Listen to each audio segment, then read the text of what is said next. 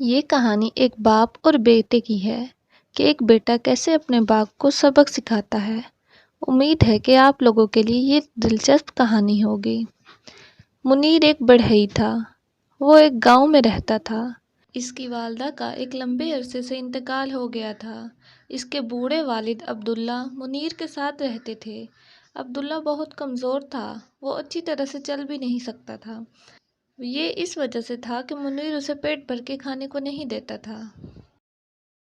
اس نے اپنے والد کو ایک چھوٹی مٹی کی پلیٹ دی تھی۔ مٹی کی وہ پلیٹ اتنی چھوٹی تھی کہ پلیٹ میں چاول کی ایک چھوٹی سی مقدار بھی بہت زیادہ دکھائی دے رہی تھی۔ منیر ایک بہت برا آدمی تھا۔ وہ شرابی بھی تھا۔ شراب پینے کے بعد گھر آ کر اپنے والد کو بری طرح سے مارتا اور بدسلوکی کرتا۔ منیر کا ایک بیٹا تھا۔ اس کا نام علی ہے۔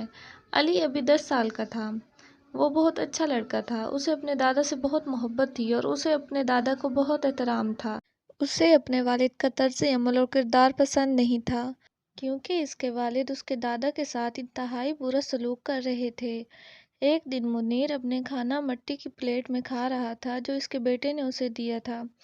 مٹی کی پلیٹ نیچے گر گئی۔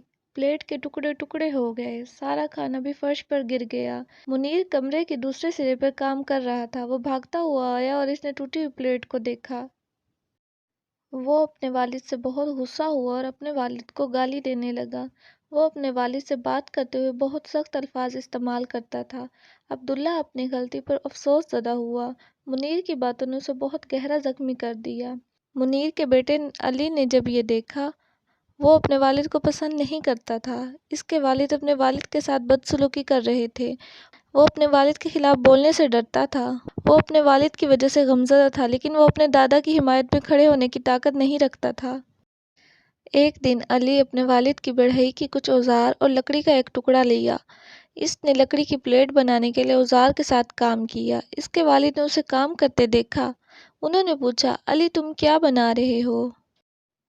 میں آپ کے لیے یہ پلیٹ بنا رہا ہوں ابو جان۔ جب آپ بوڑھے ہو جائیں گے جیسا کہ میرا دادا، آپ کو بھی کھانے کے لیے پلیٹ کی ضرورت ہوگی۔ مٹی سے بنی پلیٹ بہت آسانی سے ٹوٹ جاتی ہے۔ تب میں آپ کو ڈانٹ سکتا ہوں سختی سے۔ لہٰذا میں آپ کے لیے لکڑی کی پلیٹ بنانا چاہتا ہوں۔ یہ اتنی آسانی سے نہیں ٹوٹتی۔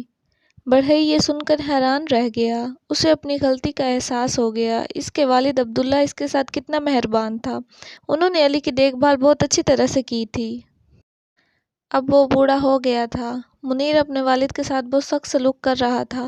منیر کو اب اپنے طرز عمل پر بہت دکھ ہوا۔ اسے اپنی غلطی کا احساس ہوا۔ پھر وہ ایک مختلف فرد بن گیا۔ اس دن سے منیر نے اپنے والد کے ساتھ بڑے احترام کے ساتھ سلوک کیا۔ اس نے شراب نوشی بھی ترک کر دی۔ منیر نے اپنے بیٹے سے سبق سیکھا، آپ اور ہم ہر وقت اپنے والدین کی عزت کرنی چاہیے۔ یہ آپ اور ہم سب پر فرض ہے۔